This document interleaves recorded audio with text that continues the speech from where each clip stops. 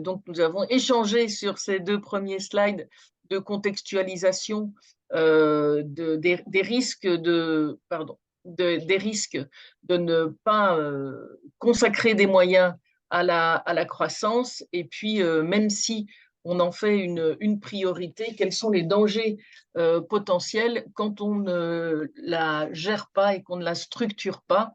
D'où l'intérêt du sujet d'aujourd'hui, d'accompagner les clients dans cette gestion de la croissance. Alors justement, accompagner la croissance quand on est conseil extérieur, comme vous l'êtes tous autour de l'écran, quels sont les enjeux de cet accompagnement de croissance? La croissance, on aime toujours vous donner quelques chiffres. Les entreprises qui justement avaient la croissance en ligne de mire, effectivement, c'est suivi de résultats.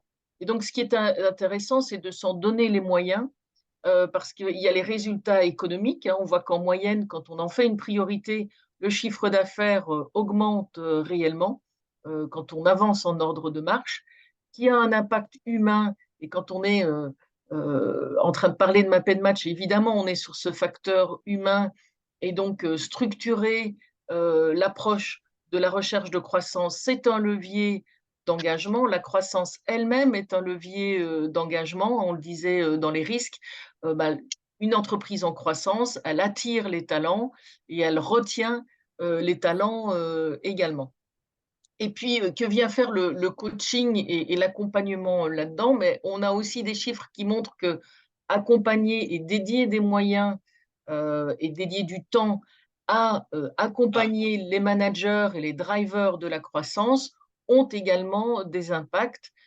Quand on est accompagné, on a les outils pour mieux faire et quand on fait mieux, on a de meilleurs résultats. Ça paraît un peu une lapalissade, mais c'est vraiment l'idée qu'on peut accompagner concrètement les organisations et les collaborateurs pour adresser de manière optimale les enjeux de l'accompagnement.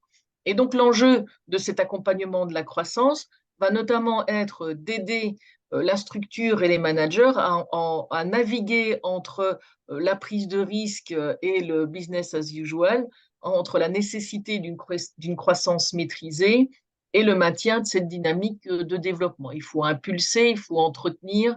Il y a pas mal de challenges à adresser. Est-ce qu'il y a un commentaire ou c'est un bruit de fond? Je voulais juste être sûre. Non. OK.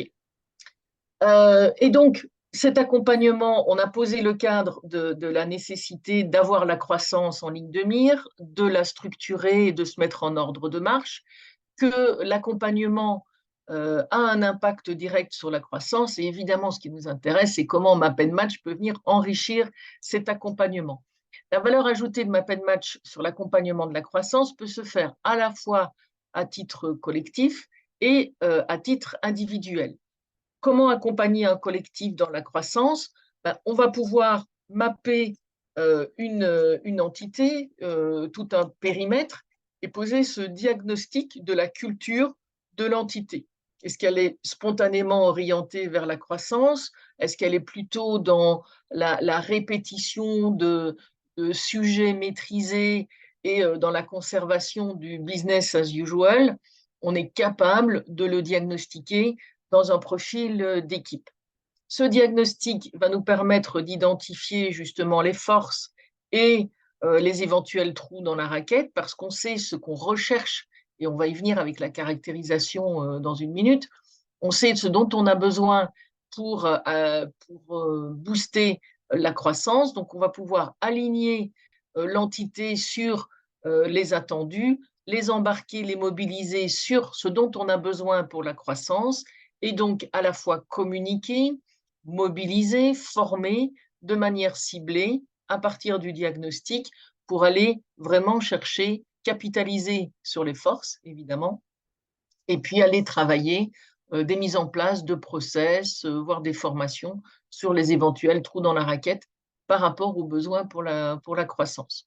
Donc, c'est intéressant de pouvoir dire à un client qu'on est capable de diagnostiquer l'appétence de son organisation pour la croissance et d'ensuite aller affiner, fine-tuner, aller faire du sur-mesure pour booster cette appétence pour la croissance.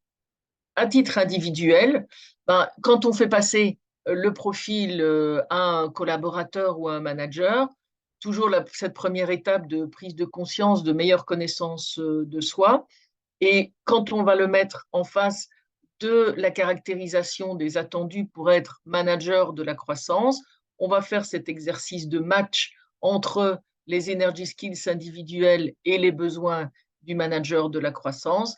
Et donc l'accompagnement va être tout aussi capitalisé sur les forces et développer les éventuelles dimensions où il y aura un écart entre l'attendu et le profil de la personne. Et là aussi, on peut imaginer des formations appropriées et ciblées, soit individuelles, soit collectives pour un groupe de managers. Et donc, entre l'entité et l'individuel, on peut aussi imaginer dans un programme de formation des managers chez un client, avoir un module sur la croissance, manager la croissance et avoir un groupe de managers de l'entreprise, dont on peut faire même la map collective pour voir l'ADN de cette culture managériale. Est-elle orientée vers la croissance ou est-elle plutôt purement opération, purement ailleurs, et donc faire exactement le même travail d'accompagnement. Vous voyez, donc c'est vraiment l'objet ici de montrer comment, à partir des diagnostics et des maps de profil, on peut concrètement aller accompagner la croissance. Alors, justement, quelles sont les responsabilités du manager de la croissance? Donc, quels sont les attendus pour la croissance? Quand on parle de manager, et si on est effectivement dans cette configuration qu'on accompagne un chef d'équipe, on va évidemment retrouver en responsabilité clé le management, c'est-à-dire cette envie d'articuler les choses, de piloter et de prendre un peu de hauteur par rapport au sujet. Et la croissance, c'est cet axe diagonal, challenge, exécution. Challenge pour aller au-devant des opportunités, d'être un peu dans cet état d'esprit, le couteau entre les dents, aller chercher les opportunités, faire tomber les résistances et vraiment aller chercher les projets et les opportunités de vente. Et puis, dans la réalisation, la dimension la plus euh, terre à terre, j'ai envie de dire, et pragmatique de l'accomplissement, qui est délivrer, faire du chiffre. D'accord? Et vous retrouvez ce qu'on mentionne souvent comme la diagonale du commercial. Hein, la croissance, c'est cette diagonale. On est évidemment sur l'axe opérationnel. Vous vous souvenez que l'axe horizontal, cet axe opérationnel, effectivement, il fait grossir. Donc, on va aller chercher les talents de cet axe horizontal, et l'axe vertical est l'axe des talents qui font grandir aussi. Donc là, on est vraiment, quand on focalise sur l'accompagnement de la croissance, on est vraiment sur le chiffre, le chiffre, le chiffre. D'accord? Donc, on prend un peu de hauteur parce qu'on est manager et qu'on va mettre l'équipe en ordre de marche, mais c'est presque un R5 de second niveau. Vraiment, la priorité, le focus, il est faire du chiffre. On ne va pas dans le détail. C'est un peu le bulldozer. D'accord? C'est comme ça qu'on voit, c'est le parti pris qui a été pris dans cette caractérisation des essentiels. Cela étant dit, au-delà d'être fonceur et d'aller chercher le chiffre et d'aller chercher ces pourcentages de croissance à 2 chiffres, voire à 3 chiffres, quels sont les attendus complémentaires? Qu'est-ce qui va venir nourrir ces responsabilités clés du manager de la croissance? Dans le vert, on va évidemment avoir de l'anticipation, c'est-à-dire que c'est bien de partir le couteau entre les dents, mais c'est bien d'avoir un coup d'avance. Et ce qu'on a identifié tout à l'heure dans les risques, c'était, comme le disait Olivier, de se tromper de cible et de louper une avancée technologique du marché. C'est essayer d'avoir un coup d'avance sur les concurrents ou sur son client même, hein, d'anticiper les besoins de son client. Donc, on est en plein dans l'anticipation. Et l'exploration, parce qu'on va être toujours en recherche d'amélioration, pas dans le détail, donc je ne vais pas avoir de la finition, mais comment est-ce qu'on peut faire plus, comment est-ce qu'on peut faire mieux. Et dans le langage commercial, c'est le cross-selling et l'upselling. D'accord? C'est aller chercher, c'est comme ça qu'on vient nourrir la croissance aussi, c'est anticiper des besoins complémentaires et aller chercher un peu d'inventivité, de remettre en cause les choses en portant un regard neuf sur l'existant, on identifie de nouvelles opportunités de business aussi. Donc, on ajoute ces deux dimensions dans le verre. On a dit tout à l'heure, il faut pas y perdre son âme, il faut garder le cap dans la croissance. On avance le couteau entre les dents, mais on connaît la raison d'être, on connaît la vision, on sait où on veut atterrir. Donc, il faut garder en tête les objectifs long terme et garder ce cap. On a aussi proposé d'ajouter la décision parce que c'est au service de l'exécution de la réalisation. Arbitrer, trancher, prioriser, ça va accélérer l'atteinte du résultat. Donc, pour gagner du temps, pour être opérationnel et pour être concret, on va aller chercher cet arbitrage et cette priorisation de la décision, quitte à se tromper. D'accord? C'est aussi admettre l'erreur, la combinaison challenge-décision. On sait qu'il ne s'agit pas d'être précipité, il s'agit de gagner du temps et d'arbitrer pour pouvoir avancer plus vite. Et enfin, on ne peut pas manager la croissance sans oublier le jaune. La connexion est extrêmement importante pour faire circuler l'information et venir mettre de l'eau de l'huile plutôt dans les rouages entre l'identification des opportunités et l'exécution. Donc, on a besoin de faire circuler l'information et d'échanger. Voilà une proposition de caractérisation pour encourager la croissance. Donc, aller chercher de l'opérationnel sur l'axe horizontal avec ouvrir des opportunités. On n'a pas le créatif parce qu'on ne cherche pas à inventer des choses. On cherche vraiment l'efficacité opérationnelle, aller ouvrir des opportunités, comme je disais, de cross-selling, d'upselling, prendre de la hauteur en articulant ça en projet, mais on va surtout avoir besoin de garder le cap et puis d'arbitrer pour pouvoir avancer. Et on est focus résultat, chiffres, réalisation, atteinte des objectifs avec le réalisateur. Est-ce que vous avez envie de réagir par rapport à ça? Est-ce qu'il y a des choses que vous auriez ajoutées ou des choses qui vous surprennent dans cette proposition? Moi, j'ai juste une question, Valérie, Alors, ça peut être peut-être le mouton à cinq pattes, ou en tout cas, espérons que ce profil existe, et il existe sûrement, mais s'il n'existait pas dans l'entreprise, ou est-ce qu'on peut imaginer que ça peut être le fruit de la combinaison de une, deux, peut-être trois personnes, je sais pas. oui, alors on peut effectivement, alors on peut le voir sous l'angle d'une culture managériale qui ferait qu'une culture managériale est composée de plusieurs profils et ensemble, ils ont ces appétences et ces focus, tout à fait. Après, euh, c'est vrai qu'une caractérisation, on se dit on voudrait le trouver tel quel dans le profil, Ouais. mais il va y avoir, quand on parlait d'accompagnement individuel pour capitaliser sur les forces et voir ce qu'on met en place sur les éventuels écarts, là où le profil ne matcherait pas, ben c'est déjà la prise de conscience, c'est super intéressant et ça peut être juste voilà, mis en place et à l'agenda de la personne sans pour autant que ça soit une appétence révélée par le profil. Ouais, c'est comme ça qu'on voit les choses. C'est aussi ce qui justifie la différence entre des R5 et des C5, c'est que par contre, ce qui m'intéresserait, c'est vraiment que la personne soit sur cet axe, cette diagonale, avec un peu de prise de hauteur.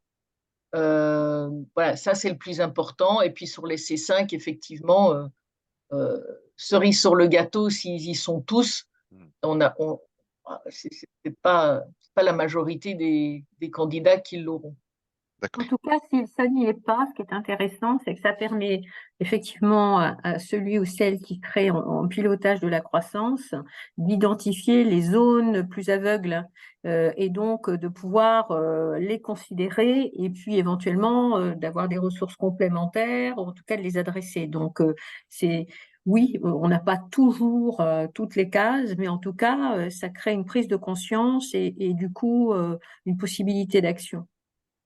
Mm. Merci Nadine.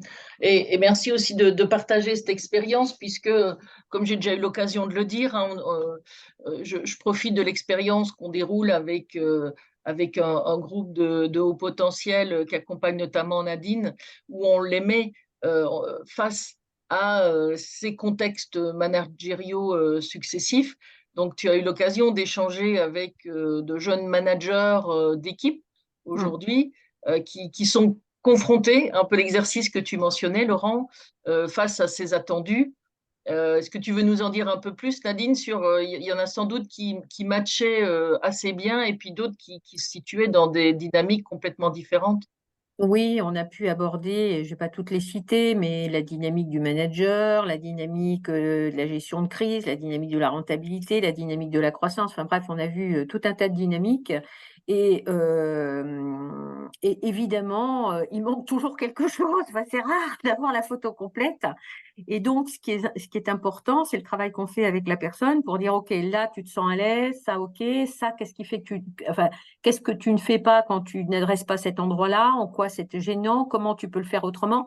Et voilà, tout ce qui est en conscience et après en action, enfin, on ne demande pas à un manager, moi c'est toujours ce que je leur dis, on ne vous demande pas d'être le mouton à 5 pattes. Par contre, vous devez être conscient de là où vous êtes, là où vous n'êtes pas, et de pouvoir adresser les trous dans la raquette. Ça, c'est autre chose.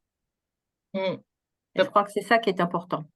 Oui, tout à fait. Merci beaucoup, Nadine. Florence, tu souhaitais intervenir? Oui, merci.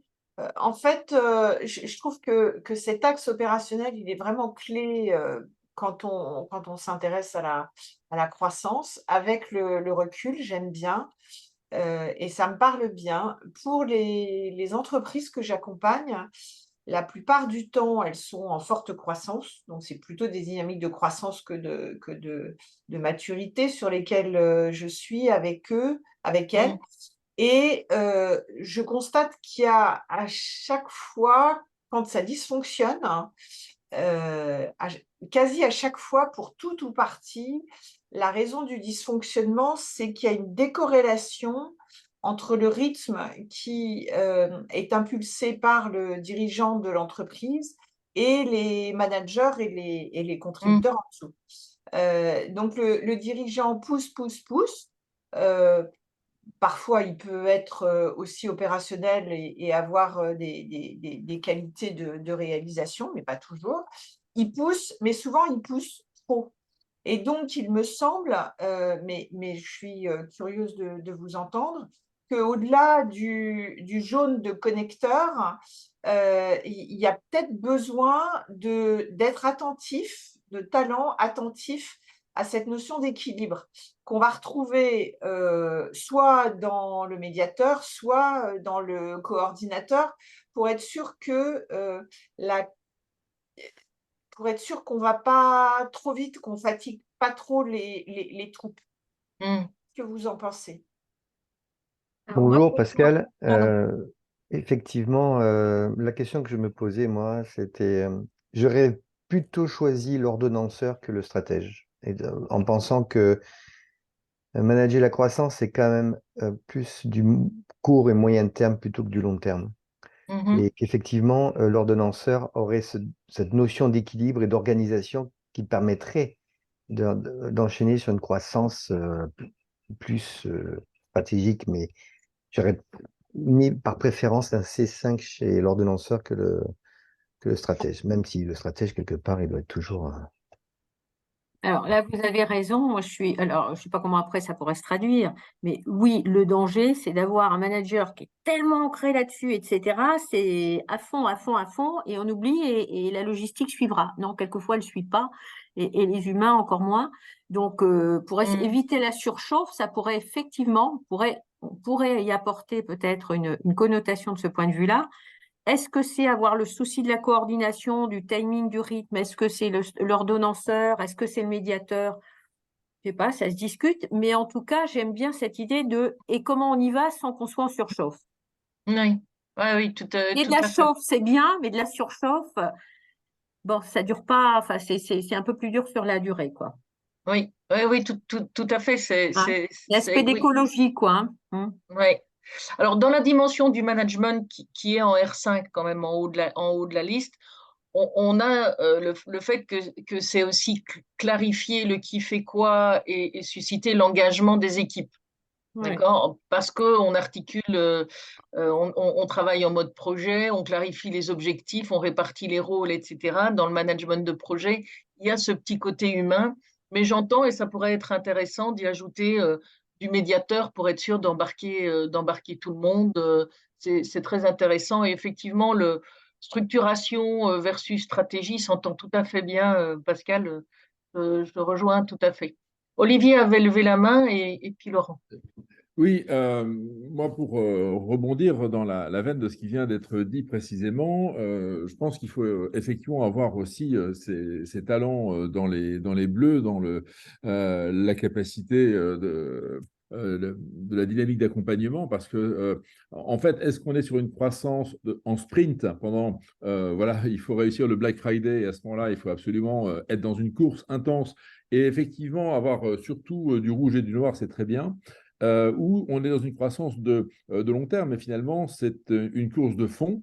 Et là, il faut être dans la régénération. Hein. On parle chez InPrincipo de management régénératif pour être dans cette approche circulaire. On se Ouais. projette, on agit ensemble, mais très régulièrement, on se régénère ensemble par de la réflexivité, enfin, tous les exercices que les coachs connaissent très bien, où on retravaille sur soi, individu, petit collectif, grand collectif, pour refaire cohésion, refaire confiance et se relancer dans l'action. Et le fait de se mettre dans un management circulaire peut nous permettre justement de faire de la croissance saine dans la durée où on s'entretient à la fois humainement et sur les critères d'une vraie croissance économique.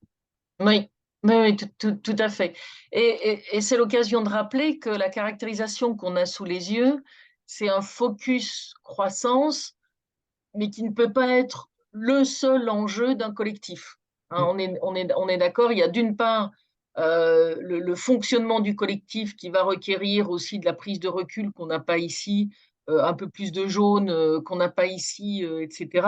Donc ici, on est bien face à une caractérisation qui met en lumière peut-être à un moment T de l'histoire de la croissance de l'entreprise ou quelque chose, des attendus particuliers, mais qui viennent se combiner avec euh, l'entretien du capital humain, etc., etc. On est tout à fait d'accord. Laurent, tu voulais ajouter quelque chose? Oui, je me questionnais au départ sur un rôle de transmetteur qui pourrait justement partager des savoir-faire, des pratiques pour justement favoriser la croissance, mais peut-être que c'est le manager qui peut jouer ce rôle-là et du coup c'est l'un ou l'autre. Et par rapport à ce que... L'ancrer, oui, Hein, pérenniser, oui, ouais, ouais. Mais ça serait plutôt dans un temps 2, tu vois, par rapport d'accord. au parti pris qu'on a choisi pour cette. On est plutôt, enfin, on est non seulement dans le rush du Black Friday, mais dans un Ah besoin oui, d'accord. vital de croissance. D'accord, Tu vois. d'accord, d'accord. Mais tout à fait, pour pérenniser cette croissance, on a besoin de transmetteurs, parfaitement. Hmm. Mm.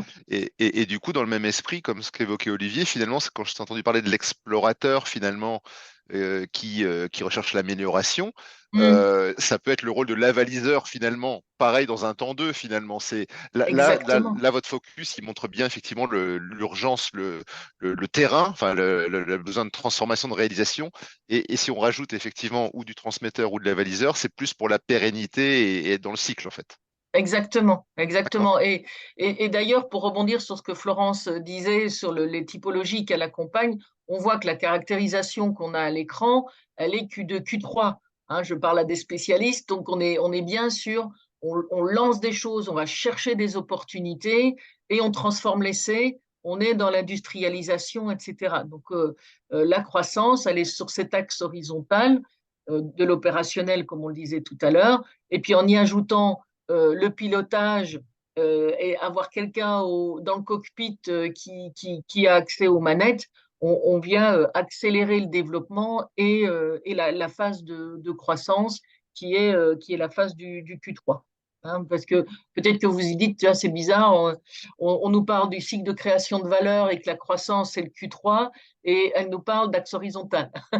D'accord, mais c'est bien ce qu'on est en train de dire là. Il y a cet axe horizontal et le Q3, puisqu'on a à la fois le verre du haut, revenons un peu sur un peu de technique, le verre du haut avec le stratège qui est pour aller identifier les opportunités et lancer les projets.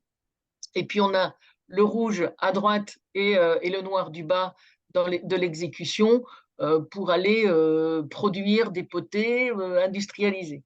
D'accord? Donc on est bien sur ce focus. Ok, super. Je voudrais qu'on peut regarder rapidement, on peut le faire par rapport, je vais revenir au slide précédent pour voir les différences. Si maintenant j'ai envie de mettre en perspective avec le manager de la rentabilité. Et donc on est bien sur un autre sujet que la croissance. La croissance, c'est augmenter le chiffre d'affaires, peut-être en dépit, en laissant tomber la rentabilité. La rentabilité, on est bien sur la capacité de l'entreprise à engendrer des bénéfices. Qu'est-ce qui, à votre avis, changerait dans cette caractérisation? Si je suis plus sur mon focus principal, c'est la croissance, mais je veux être dans la recherche de marge. Qu'est-ce qui changerait, à votre avis? Je mettrais de l'avaliseur, peut-être, Oui, pour évaluer les résultats. Qu'est-ce qui marche pas, comment améliorer. oui, carrément, j'ai besoin de calculer, hein, je suis aussi dans des maths, hein, la Allez, marge. j'en dis qu'un, je laisse la parole à quelqu'un d'autre. Merci Laurent, ok, avaliseur, on est assez d'accord. Quoi d'autre? D'une manière générale, je mettrais beaucoup moins de vert que de bleu. Mhm.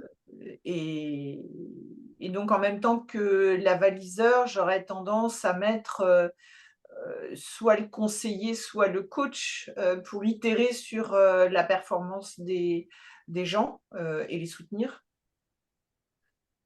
Ok, du coach pour emmener les gens sur la recherche de marge, Mm.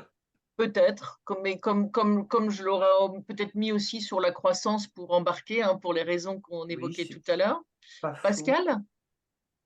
Oui, j'ajouterai finisseur pour rentrer dans les détails et éventuellement, après, ça dépend de la configuration de la société, mais formateur aussi pour ancrer les équipes dans ce souci de rentabilité. Donc, penser Ouais, à mieux former les équipes pour gagner du temps par la suite. Mais beaucoup du finisseur aussi avec l'avaliseur, bien évidemment, et le coach. d'accord. Oui, tout à fait. La combinaison finalisation, évaluation, on est effectivement dans la finalisation, comme tu le mentionnais, Pascal, on est sur la recherche des signaux faibles, hein, sur la recherche d'amélioration, d'excellence, hein, l'amélioration à la marge, Exactement. appuyée sur une attitude d'analyse et d'évaluation. Et en fait, moi, je garderais quand même un peu de verre, Florence, mais peut-être l'exploration. Parce que quand je suis à la recherche des signaux faibles, que j'ai analysé, que j'ai identifié où étaient mes opportunités de marge, hein, comme tu le soulignais, Laurent, aussi, bah, l'exploration, c'est en faire quelque chose aussi. Identifier donc des opportunités et aller tester une nouvelle manière de faire et remettre en cause l'existant. Donc, l'amélioration continue et la recherche d'augmentation de la marge, elle va aussi aboutir parce qu'on aura essayé de faire autrement et qu'on aura accepté de faire autrement. Et ça, je vais pouvoir le mettre en avant en mettant de l'explorateur. Ça fait sens? Ouais. Ouais. Moi, je pensais à un autre, du coup, et peut-être que c'est Pascal qui l'a évoqué tout à l'heure, mais est-ce qu'on n'aura pas plus besoin d'un ordonnanceur, justement, qui structure pour, justement, s'assurer que les processus, etc., soient au service de la rentabilité? Oui, alors soit l'ordonnanceur, pourquoi pas, si on veut être encore plus opérationnel pour aller chercher de Ouais, c'est le l'efficacité, concepteur, ouais, tu vois, c'est ouais, ça? tout à fait. C'est le Ouais, concepteur qui va être vraiment dans la formalisation d'accord. du A plus B, du comment on va faire Ok. et Du concret, resserrer les process, tu vois, concrètement. opérationnel, voilà. Ouais, voire de Ok. la coordination en disant ben, on va aller chercher de l'optimisation et de l'efficience par, par une très bonne coordination des choses, Ouais, dans donc le même ordre d'idée. Tu vois, ça plus pourrait sur être. l'axe horizontal, effectivement, du coup. Et je reviens sur quelque chose d'opérationnel en disant concrètement, je vais aller chercher mes mes pourcentages de marge. Peut-être. Ok. Et Ok. je pense aussi qu'il faudrait réduire, je vais downgrader pardon, le Challenger. Ouais. Plutôt le passer en C5 en R5. Ça devient moins une caractéristique très forte. Ouais, parce que c'est vrai que la rentabilité, on est un peu plus, pas totalement, mais un peu plus en circuit fermé de recherche d'optimisation que d'aller dans l'ouverture de portes et Exactement. Donc dans un peu l'image que moins. je donnais, hein, le couteau entre les dents, d'aller conquérir des nouvelles choses. Et puis, On on est est, plutôt en itération et on est en… moins rentable quand on ouvre trop de portes. Oui, oui, Ouais. qui est une prise de risque finalement. On va peut-être limiter pardon, ce côté aventurier. Oui, tout à fait pertinent. Merci Pascal. Ouais, je vais ajouter un tout petit mot. J'ai le sentiment en fait que la croissance en général, c'est plein de petites croissances en particulier auxquelles le chef d'entreprise et ses RH doivent être extrêmement attentifs, un peu comme un match de finale de Coupe du Monde, où il faut en fait être très attentif au changement des phases de jeu et justement peut-être avoir tous les moteurs talents allumés le plus possible pour savoir les activer au bon moment. Et peut-être que justement ces fameuses energy skills, la croissance finalement, c'est une vraie demande d'énergie. Et donc, il y a des phases où il faut être innovant, il y a des phases où il faut recruter, il y a des phases où il faut croître en volume, des phases où il faut croître en marge. Et justement, peut-être l'enjeu de la croissance, c'est de savoir être agile avec sa dynamique des talents. Tout à fait. Super. Merci Olivier. Ouais. Alors, est-ce que j'avais masqué la diapo ou est-ce que je l'ai à l'écran?